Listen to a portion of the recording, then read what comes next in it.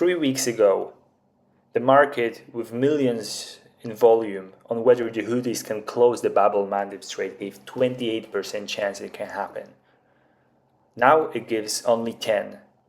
In the meantime, the blockade is there and it's working. So how can those two things be true? This is what I will explain to you today. I'm Mike, and I'm a geopolitical analyst as well as a prediction market trader. And in my videos, as well as on my blog on profitknows.com, I try to show you how a forecaster thinks about global events and how you can perceive the world in terms of probabilities. So before we start with the Bab-El-Mandeb Strait, let's talk about what it is and why it is so important. So it's located between Africa and Yemen. It's around 18 miles wide, and before the war, 12% of world trade traveled through it every single day. It included 4.2 million barrels of oil, and the only other way to travel between Europe and Asia was to go around Africa and the Cape of Good Hope, which added around 10 to 14 days in trip time, as well as between 25 and 40% in fuel costs. And before we start to analyze the market, let's also define closing the strait, because it can mean several things. A blockade can be a soft blockade, which happens when you attack a few ships, but you stop at it and some traffic diverts, but mostly the flow is still intact. It's a soft blockade, usually targeted, selective. It already happened back in 2024. Closed can also mean, let's say, degraded. So we can define it as traffic that is down by half of more or more, which is a meaningful decrease. And you can do that by targeting a wider range of vessels, but showing to at least some of the vessels that are crossing every single day that they can do it. So most of the traffic diverts, and this is also what already happened back in 2024. So the last question you can ask, and this is what we will try to understand today, is closed, meaning that the strait is completely shut down, and we will define it as less than 10 ships crossing it every single day. So let's start with the blockade itself. It already happened, and it happened 2 years ago. So in 2023, the Bab-El-Mandeb Strait saw around 74 ships a day, every single day crossing it, which amounted to over 22,000 transits back in 2023. And remember that number because it will be important to understand what's happening now and what can happen in the future. So back in 2024, when Israel went into Gaza, the Houthis announced that they're closing the Bab-El-Mandeb Strait to all Western aligned vessels. In a matter of a single month and a few strikes, the traffic went from the average of 73 transits down to around 30, and stayed there ever since, despite multiple operations to try and stop the Houthis. Nothing changed, and there was not even once a meaningful increase in traffic that lasted for more than a few days. So if the blockade is there, let's understand what it is causing. So what's the effect of the blockade on pretty much everyone? So first and foremost, we can see that transits through the Suez Canal are down roughly 60% as a consequence of ships not going through the Red Sea and the Bab-El-Mandeb Strait. So this is a big blow to Egypt, as revenues from operating the canal were one of the major components in the government budget. So over these last few years, the Egyptian government lost billions and billions of dollars in canal revenue. Additionally, all the traffic that went from Europe to Asia and back still needs to go somewhere. So all those ships that are not visible in the Bab-El-Mandeb Strait, they're actually rerouted, and they go around Africa, around the Cape of Good Hope, and they pay in trip time and they pay in fuel cost. So essentially, the Houthis increased the cost of moving supply pretty much for the entire Western world. And we can see that in our everyday lives through prices at the pump, on the shelf, pretty much everywhere. And what's the most interesting about it all is that none of it required the Houthis to really sink a meaningful amount of ships. Because in fact, nowadays the blockade is not a naval event per se, it's more of a financial event. Because all you need to do is have a naval force or some number of missiles, let's say. Then you need to target a few ships, pretty much at random. This causes insurance companies to increase the war risk premium. Vessel operators make a decision. They either pay the increased premium and risk their ship getting hit. They can wait, or they can go through another route. So, for example, around Africa. In a matter of like a week or so, this resolves, and in effect, the traffic falls depending on what was the scale of the attack, the increase in war risk premium that drives all the decisions of the vessels. So essentially, all you need to do to implement the blockade on a waterway nowadays is to increase the price of insurance so much that it's essentially unaffordable to the vessel operators. As an example, just a few weeks ago, the war risk premium to go through this Bab-El-Mandeb Strait was around 0.3% of whole value. Within days of announcing the blockade on 20th of July, the same war risk premium went up to 0.75%. And while I understand it was just a baseline because Saudi-linked vessels were quoted as high as 3%. So it was a 10x increase in a matter of a single week. This is the blockade mechanism in the real world. Like you can see how a 10x increase in insurance, and this is already pretty high because whole value tend to be rather high for tankers, containers, etc. So 10x increase essentially makes the waterway unusable for vessel operators. And lastly, before we move on, then analyze the market a bit, let's just recap what happened in the last month or so. So, as the MOU between the US and Iran collapsed, the Houthis also started to engage and attack some shipping after a few quiet months. Then 2 weeks later, then declared a maritime blockade of Saudi Arabia. They started to target Saudi tankers to show that they are serious. There was also an exchange of strikes and fire between the Houthis and Saudi-backed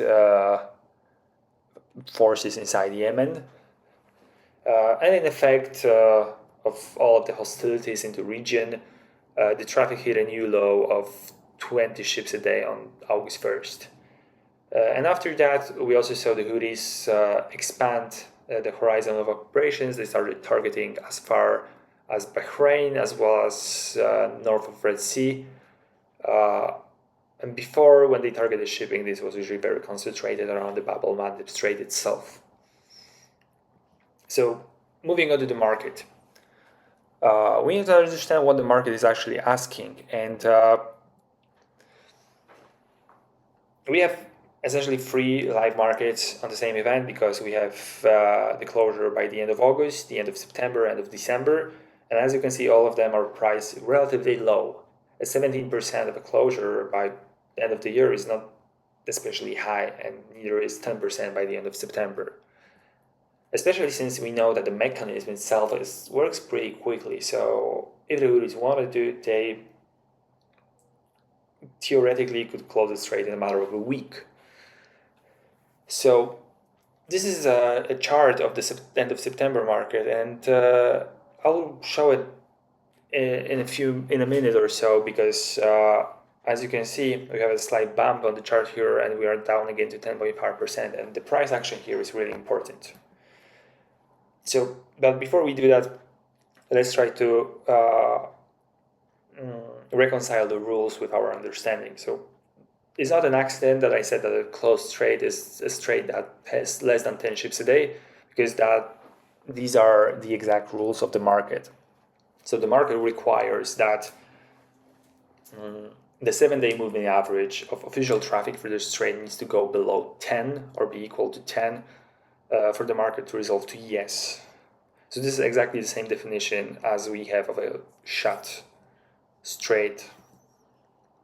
And realistically, nothing has really come close to that line. Like, we did have a meaningful decrease in traffic. The traffic was, per our definition, severely degraded because we went from 74 baseline down to 30, which is less than half of pre-war traffic. This is the most recent 7-day moving average. And the lowest day ever was just a week ago on August 1st, when we had 20 ships a day that day. So it's clear that we're trending towards completing shutdown, but we're still 2 times above the required level. So let's try to reconcile the trending yet far away from the target traffic with the price that is not really moving on the same trend. Like a first glance read could say that the market thinks that the Houthis can't really close this trade. But in my opinion, that's a wrong assumption. What I actually think happens is that the market thinks that the Houthis don't want to actually close the strait, because per my understanding, their capability was settled back in 2024. So essentially, the market prices intent rather than ability. And I do think that the price action on the market actually supports my thesis. So as you can see, the market went from around 9% just before the MOU collapsed up to the peak of 28% just a couple of days after the blockade was announced when the Saudi tankers were hit. This is a clear example of market starting to price in a new threat. So ever since the strike started and they didn't stop, the market started to increase the chance of a closure because they saw that Houthis are escalating. The increase in the probability culminated just a few days after the blockade was announced, because then it started to be clear what is the intent of the Houthis. Traders understand that the Houthis don't really want to fully close this trade. They just want to escalate a bit and pressure the Saudis, but they still let the Chinese and the Russians through.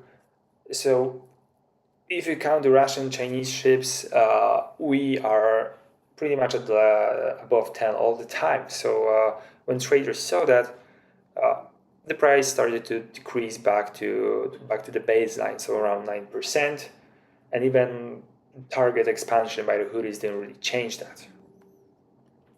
And this is interesting because it's exactly the same thing that happens on the insurance market. It's just happened earlier because the market started to price in the risk level before the blockade was announced and reached the peak just after the blockade.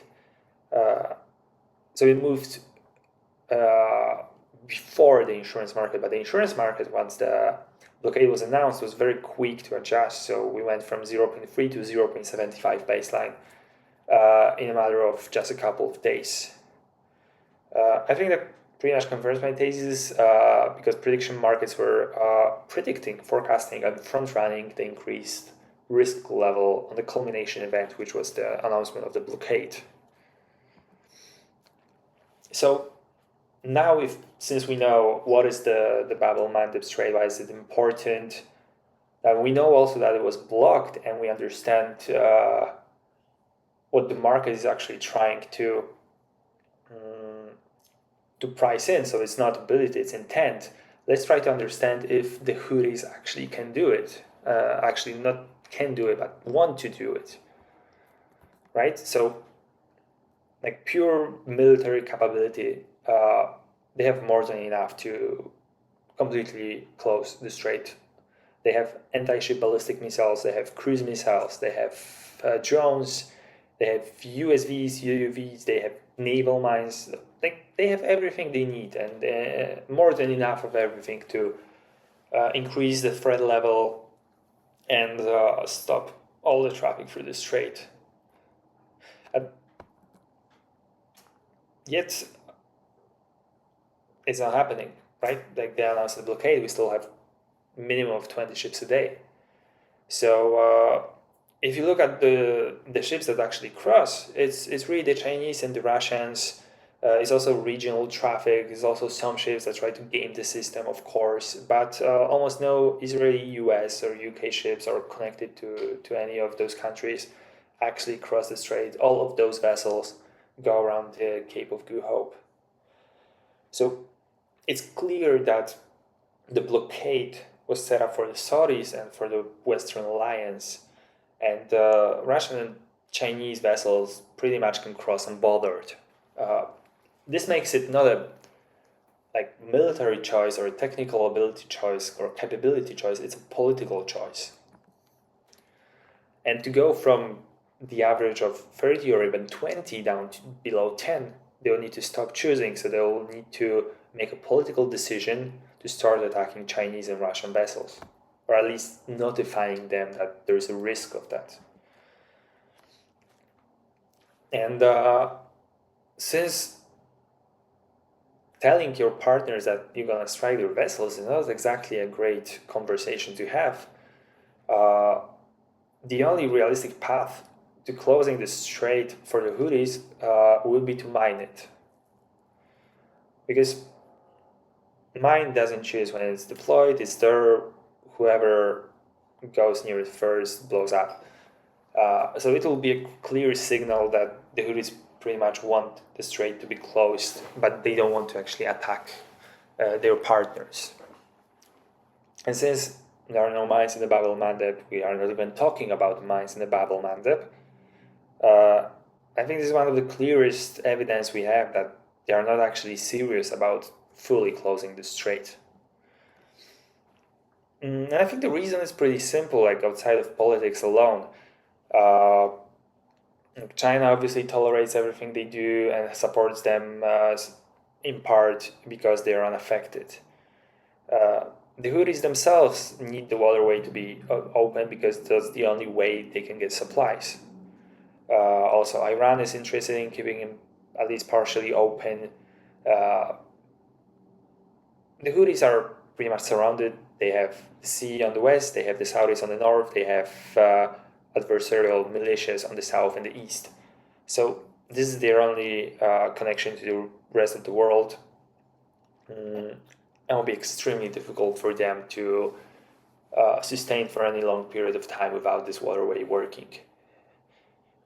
Additionally, with Saudi Arabia having nothing to lose because of the closure, they will risk a massive escalation with them, probably a renewal of the civil war and all of the problems associated with it. And lastly, for now, the Houthis are pretty much left unbothered because most of the focus is on the Strait of Hormuz. Pretty much all of the possible naval assets that the US can deploy to the region around the Strait of Hormuz.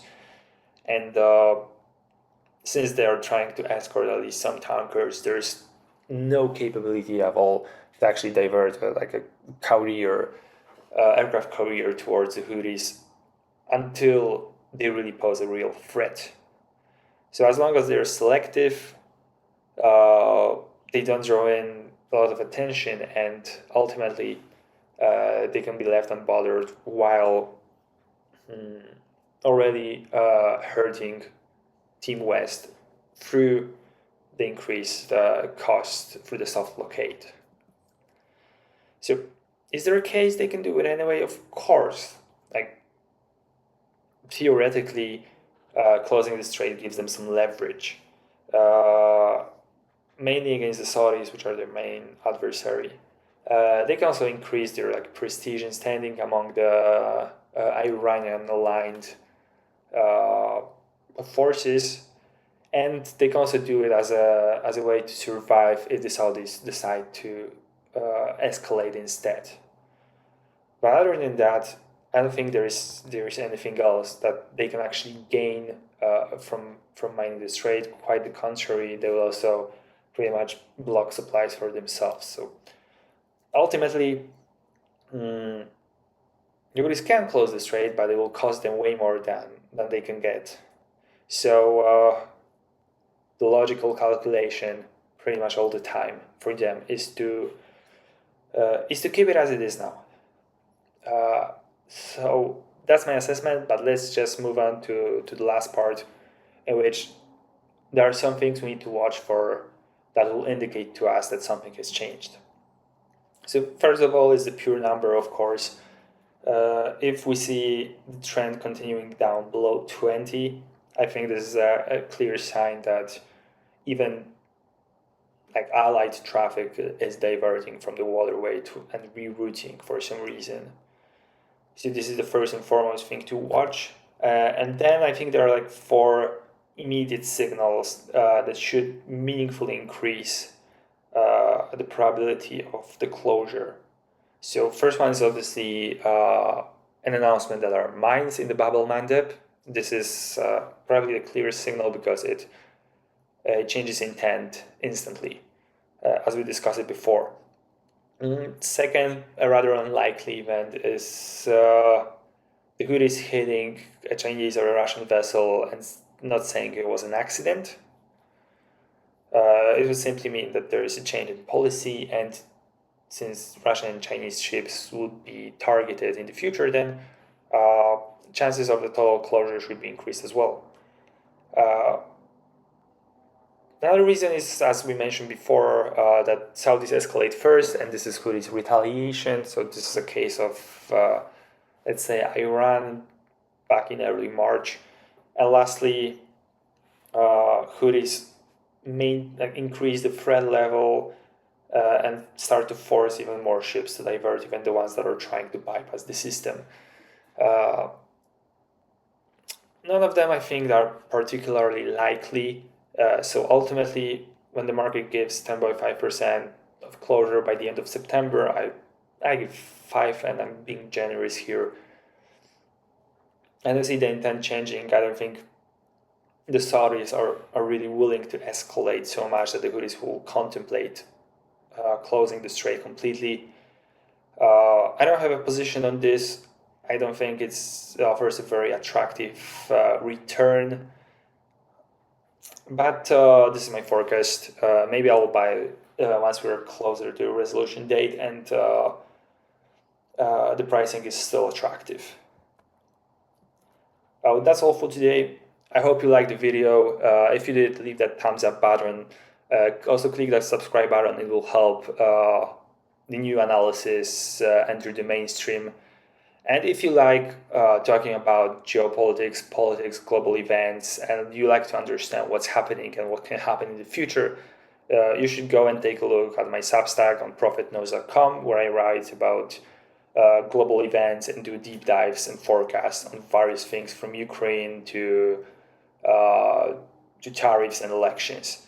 And also, if you're just someone who watches the news every day and tries to be an informed person, follow me on X. My account is at profit_notes.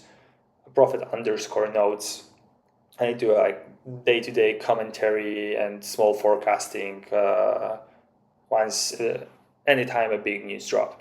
So thank you for watching again, and see you next week for another round of Profit Talks.